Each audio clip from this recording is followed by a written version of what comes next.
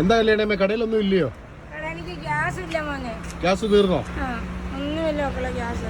ഞാൻ എന്തോ ചെയ്യും? ഞാൻ അറുപ്പൊടിയും കുറ്റിയും മാറ്റോണ്ട് വന്നോണ്ട ചായ ഇടുക. അറുപ്പൊടിയും കുറ്റി അപ്പൊ എല്ലാം പൂട്ടി കൂട്ടത്തില്ലേ? എന്താ അങ്ങനെ ഗ്യാസ് ഇല്ലാതെ കാര്യം എന്തുവാ? അപ്പൊ ഗ്യാസ് പിന്നെ യുദ്ധമായതുകൊണ്ട് ഗ്യാസ് ഗോഡൗണ്ടിലില്ല. നേരത്തെ ബുക്ക് ചെയ്തവർക്കേ ഉള്ളൂ. ഞാൻ ഇന്നലെ 2 കുറ്റി കൊണ്ടുവന്നിട്ട് തന്നില്ല, ഒരെണ്ണം പോലും തന്നില്ല.